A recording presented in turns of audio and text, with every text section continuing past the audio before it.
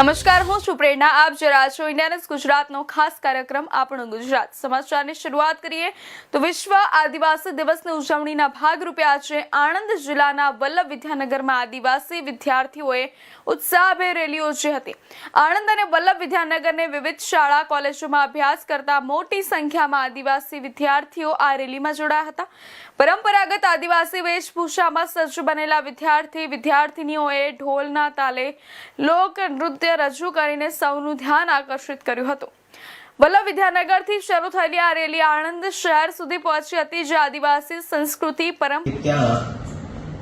મિલાવટના અમુક ખાદ્ય પદાર્થો બનાવવામાં આવે છે, જેમાં ઘી પણ સામેલ છે અને મિલાવટી પામ ઓઇલ પણ બનાવવામાં આવે છે. આ ઇન્ફોર્મેશનને આધારે ત્યાં ગઈકાલે પોલીસ દ્વારા રેડ કરવામાં આવે અને સાથે સાથે એફએસએલના અધિકારીઓ અને ફૂડ એન્ડ ડ્રગ્સના અધિકારીઓને પણ સાથે બોલાવવામાં આવે અને પંચો પણ રાખવામાં આવે અને તમામની હાજરીમાં ત્યાં પંચનામું કરવામાં આવેલ અને અલગ અલગ જે પણ કેમિકલ મળ્યા ત્યાં અને અલગ અલગ જે તૈયાર માલ મટીરિયલ પણ હતો આનું પણ સેમ્પલ લેવામાં આવે.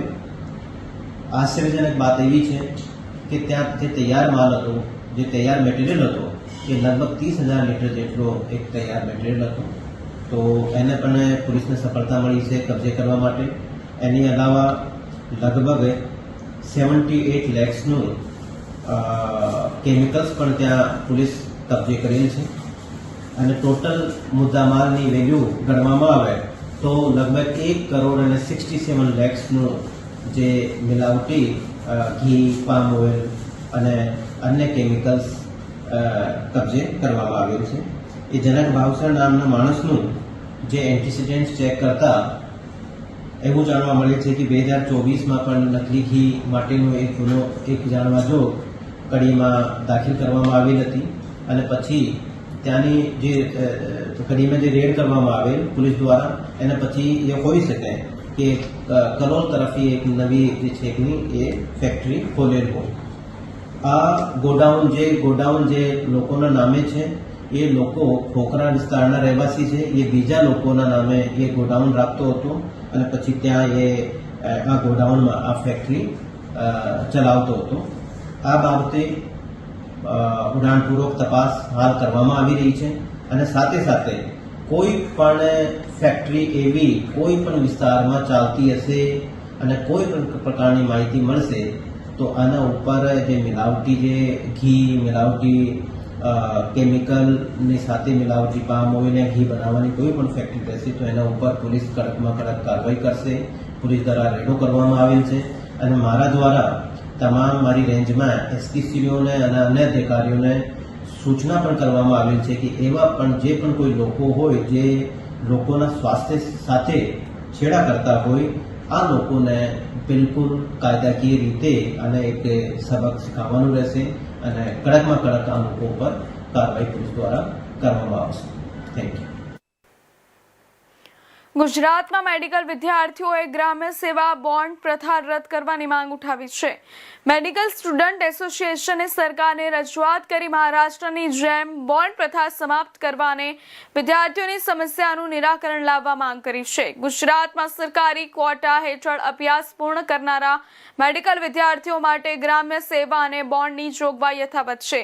હાલ ગ્રેજ્યુએટ ડોક્ટરો માટે 20 લાખ રૂપિયાનો અને પોસ્ટ ગ્રેજ્યુએશન ડોક્ટરો માટે 40 લાખ રૂપિયાનો બોન્ડ નિયમ અમલમાં છે.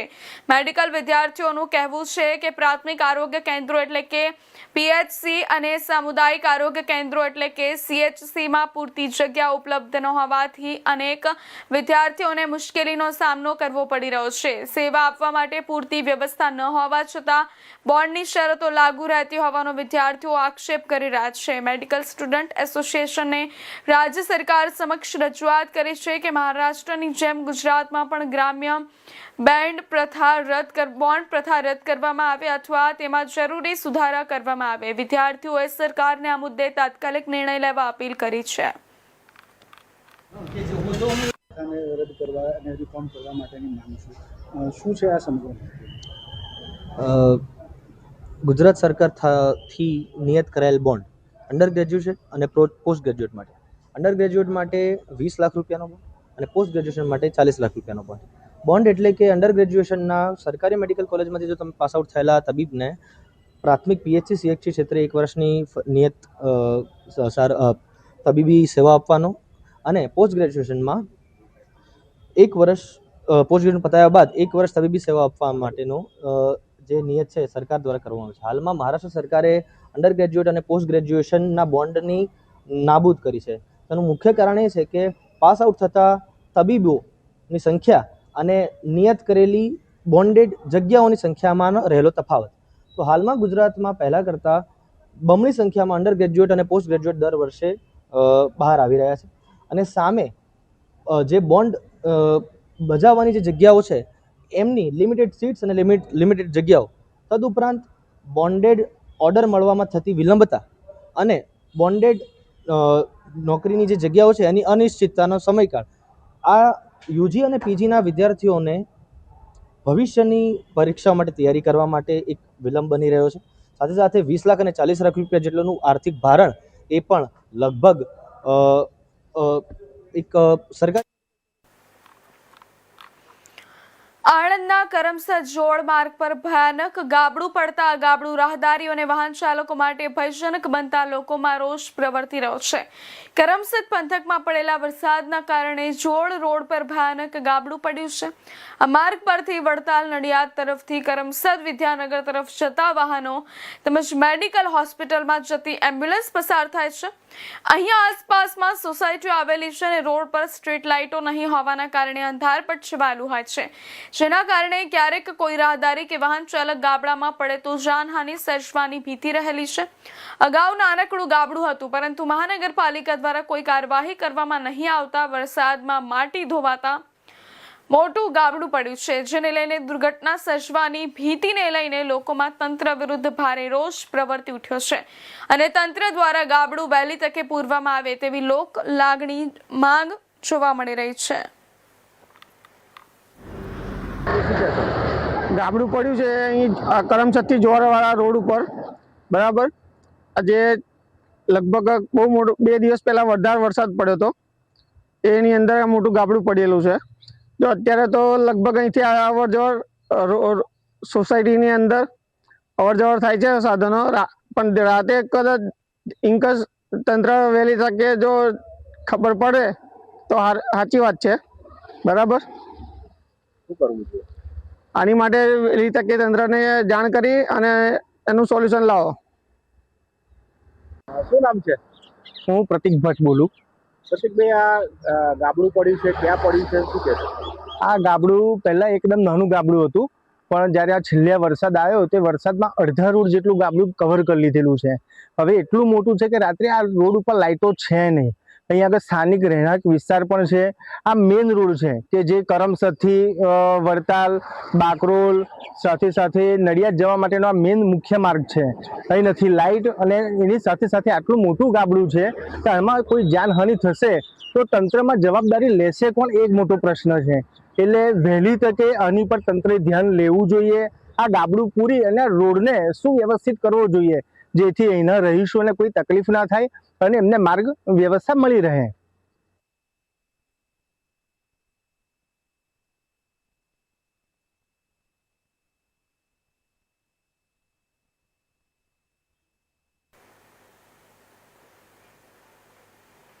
વડોદરાની જમનાબાઈ હોસ્પિટલના કેમ્પસમાં હૃદયદ્રાવક અકસ્માતની ઘટના સામે આવી છે. હોસ્પિટલ પરિસરમાં રમી રહેલા 3 વર્ષના માસૂમ બાળક પર મહિલા તબીબની કાર ફરી વળતા તેનું મોત થયું છે. ઘટનાને લઈને પોલીસે તપાસ શરૂ કરી છે. વડોદરાની જમનાબાઈ હોસ્પિટલના કેમ્પસમાં મહિલા તબીબની કાર નીચે આવી જતા 3 વર્ષના બાળકનું કરુણ મોત થયું છે. માહિતી મુજબ સાબરકાંઠાના પોશીના તાલુકાના પીપળિયા ગામના નરેશભાઈ અંગારી પરિવાર સાથે હોસ્પિટલ આવ્યા હતા. તેમની સાથે 3 વર્ષનો પુત્ર નિવેદ પણ હતો. હોસ્પિટલ પરિસરમાં રમતા એ દરમિયાન અચાનક મહિલા તબીબ ડોક્ટર ગુડિયા પ્રમોદ સિન્હાની કારના પૈંડા બાળક પર ફરી વળ્યા હતા. અકસ્માત બાદ મહિલા તબીબ બાળકને તાત્કાલિક સારવાર માટે એસએસજી હોસ્પિટલ લઈ ગયા, જ્યાં ફરજ પરના તબીબોએ બાળકને મૃત જાહેર કર્યો હતો. આ દુર્ઘટનાથી પરિવાર પર આપ ફાટી પડ્યું છે અને હોસ્પિટલ કેમ્પસમાં પણ શોકનો માહોલ છવાઈ ગયો છે. બીજી તરફ જમનાબાઈ હોસ્પિટલમાં ઘટના બનવા છતાં બાળકને એસએસજી હોસ્પિટલ લઈ જવામાં આવતા સમગ્ર મામલો ચર્ચાનો વિષય બન્યો છે. હાલ પોલીસે અકસ્માત અંગે તપાસ શરૂ કરી છે. આજે અમારા જાણ મુજબ સવારે ડૉક્ટર ગુડિયા પ્રમોદ કુમાર સિન્હા ડ્યુટી પર અહીં હોસ્પિટલ ખાતે આવી રહ્યા હતા, ત્યારે એમની ગાડી અહીંયા એક બાળક કામ કરતું હતું, એ બહાર રમતું હતું, તો એની ગાડી નીચે આવી ગયા અને થોડુંક હેડ ઇન્જરી જેવું થયું હતું. તો એના માટે તાત્કાલિક ડૉક્ટર ગુડિયાબેન એમની ગાડીમાં એસએસજી ખાતે લઈ ગયા છે, એવી અમને જાણ મળેલ છે. સર, હવે આમાં આગળ કાર્યવાહી કરવાની થાય છે ખરી? કારણ કે ક્યાંક ને ક્યાંક ડ્રાઇવિંગ બેદરકારીને લીધે આ ઘટના ઘટી છે. ના, આમાં આપણે આગળ અત્યારે ત્યાંની કન્ડિશન શું છે બાળકની અને બાળકની હાલત શું છે એના પરથી. સર, આપણે જણાવ્યું બાળકનું મોત થઈ ગયું છે અને હાલ પીએમ માટેની પ્રોસિજર ચાલુ કરી. જો બાળક તમે કહો છો એ પ્રમાણે જો એક્સપાયર થઈ ગયું હોય અને પીએમ ત્યાં થશે અને મેડિકો લીગલ જે પણ આપણે કાર્યવાહી કરવાની આવશે એની કાર્યવાહી કરવાની રહેશે. અને જે આમાં કદાચ જરૂર પડશે તો આપણે એના કોની ભૂલ છે એ પણ આપણે જોઈશું. અગર ભૂલ નીકળે, કારણ કે સીસીટીવીમાં કેદ થયેલું છે, જો મેડમની ડ્રાઇવિંગની ભૂલ નીકળે તો કયા પ્રકારના પગલાં લેવાની જોગવાઈ છે? ભૂલ નીકળે તો આપણે ઉપરની આપણી આરડીડીની કચેરીને ગાંધીનગર જાણ કરીશું અને ત્યાંથી જે પણ એમને સરકારી નિયમો અનુસાર જે પણ કાર્યવાહી થતી હશે એ આપણે પગલાં લઈશું. સર, ડૉક્ટર ગુડિયા સિન્હા જે છે તેઓ કેટલા વર્ષથી હોસ્પિટલમાં ફરજ બજાવે છે અને કયા? ડૉક્ટર ગુડિયા પ્રમોદ સિન્હા એ મેડિકલ ઓફિસર છે અને છેલ્લા 3-1 વર્ષથી અહીંયા ફરજ બજાવે છે. એ હજી અમારે એમની જોડે કોઈ કોન્ટેક્ટ થયો નથી. એ પોતે અત્યારે એસએસજીમાં ગયેલા છે, એટલે અમારે એમના તરફથી કોઈ ઇનપુટ્સ મળ્યા નથી કે શું થયું હતું ને શું. ભરૂચ જિલ્લાના જંબુસરમાં આવેલી દૌલત શહીદ પીર પબ્લિક ટ્રસ્ટના વહીવટ, હિસાબ, કામગીરી અને મુલકતોના સંચાલન અંગે થયેલી રજૂઆતોના આધારે ગુજરાત રાજ્ય વકફ બોર્ડે સત્તાવાર તપાસ પ્રક્રિયા શરૂ કરી છે. વકફ બોર્ડ દ્વારા ટ્રસ્ટના જવાબદાર હોદ્દેદારોને નોટિસ પાઠવી પરવાનગી વિના કરવામાં આવેલી કામગીરી, મિલકતોના ઉપયોગ, ભાડા વસૂલાત, હિસાબી પારદર્શિતા તેમજ વાર્ષિક અહેવાલો અંગે વિગતવાર સ્પષ્ટતા માંગવામાં આવી છે. નોટિસમાં ટ્રસ્ટની તમામ મિલકતોની વિગતો, ભાડે આપવામાં આવેલી દુકાનો અને અન્ય સંપત્તિની માહિતી, ભાડુઆતોના નામ, ભાડાની રકમ, ભાડા કરારો અને મિલકતોના ફોટોગ્રાફ્સ રજૂ કરવા સૂચના આપવામાં આવી છે. આ ઉપરાંત આવક જાવકના હિસાબ, ઓડિટ રિપોર્ટ અને અન્ય સંબંધિત દસ્તાવેજો પણ રજૂ કરવા જણાવાયું છે. ગુજરાત રાજ્ય વકફ બોર્ડે જણાવ્યું છે કે રજૂઆતોના આધારે વકફ અધિનિયમની જોગવાઈઓ મુજબ કાયદેસરની તપાસ હાથ ધરવામાં આવી છે અને તમામ માહિતીની ચકાસણી પૂર્ણ થયા બાદ નિયમો અનુસાર આગળની કાર્યવાહી કરવામાં આવશે.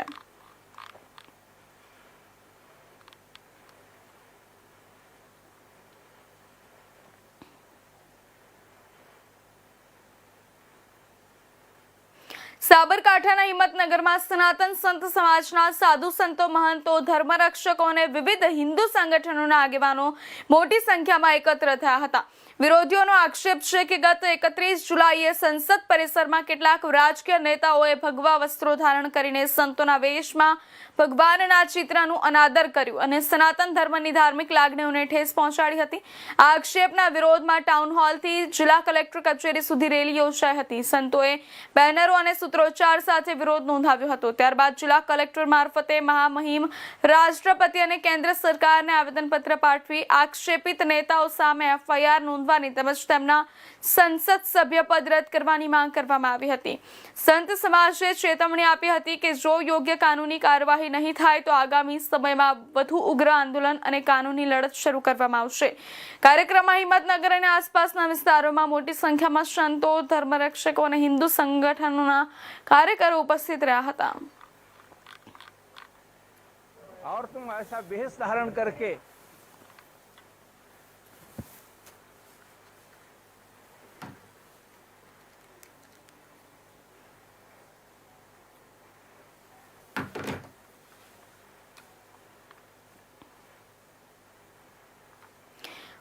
શહેરના પાણીગેટ વિસ્તારમાં ઓનલાઈન ફરિયાદના આધારે વડોદરા મહાનગરપાલિકાએ દબાણો સામે કાર્યવાહી હાથ ધરી હતી. પાણીગેટ ટાંકીથી પોલીસ સ્ટેશન સુધીના રસ્તા પર લારી ગલ્લા અને પથારાના કારણે રસ્તો સાંકડો બનતો હોવાની ફરિયાદ મળતા મનપાની ટીમ સ્થળ પર પહોંચી હતી અને કામગીરી દરમિયાન રસ્તામાં અવરોધરૂપ બનેલા ગેરકાયદે દબાણોને દૂર કરવામાં આવ્યા હતા. અનેક ટ્રક જેટલો સામાન જપ્ત કરવામાં આવ્યો હતો. વોર્ડ નંબર 5ના રાહુલ સરવૈયાએ જણાવ્યું હતું કે શહેરમાં જાહેર માર્ગો પરના ગેરકાયદે દબાણો સામે આવી રીતે જ સતત કાર્યવાહી કરવામાં આવશે, જેથી વાહન ચાલકો અને રાહદારીઓને સરળ અવરજવર મળી રહે.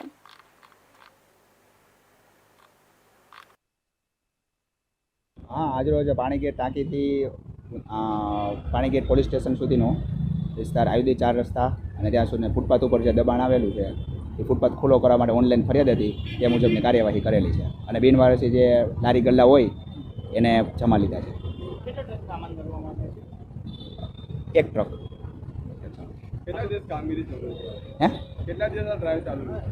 ડ્રાઈવ તો ઓનલાઈન સૂચન હોય એ પ્રમાણે આજના દિવસની આ પૂર્તિ છે એટલે આજે આ કાર્યક્રમ કરેલી છે.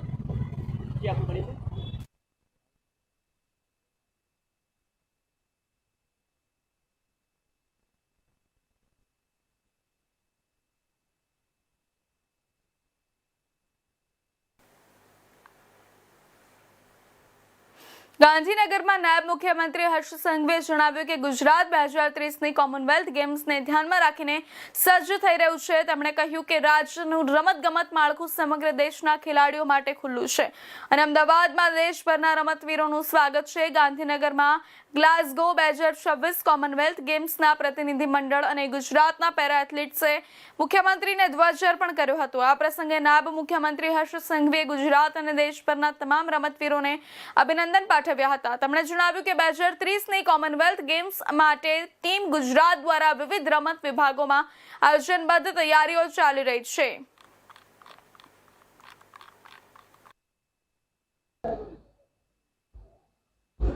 ગુજરાતના અને દેશના સૌ યુવા ખેલાડીઓને ખૂબ ખૂબ અભિનંદન. 2030 કોમનવેલ્થ અમદાવાદમાં આયોજન માટે ટીમ ગુજરાત સંપૂર્ણ રીતે તૈયારીઓમાં આગળ વધી રહી છે. Commonwealth federation, Olympic federation India, sports department, SAI અને આ બધાના માર્ગદર્શનમાં આ કામગીરી જ્યારે આગળ વધી રહી છે અને 2 દિવસ પહેલા જ ગ્લાસગો 2026ના ક્લોઝિંગ સેરેમનીમાં કોમનવેલ્થના ફ્લેગ એક્સચેન્જ કાર્યક્રમ પછી આજે ગ્લાસગો 2026 ડેલિગેશન દ્વારા અને ગુજરાતના આપણા પેરા એથ્લીટ અને એથ્લીટ્સ દ્વારા આદરણીય મુખ્યમંત્રીશ્રીને એ ફ્લેગ સુપ્રત કરવામાં આવ્યો છે. આવનારા દિવસોમાં રાજ્યના તમામ જિલ્લા ખાતે જે જિલ્લા કક્ષાના સ્પોર્ટ્સ કોમ્પ્લેક્સ છે તેમાં વધુમાં વધુ ખેલાડીઓ કઈ રીતે જોડાઈ શકે તે માટેનો બી યોજના રાજ્ય સરકાર દ્વારા આગળ વધી રહી છે.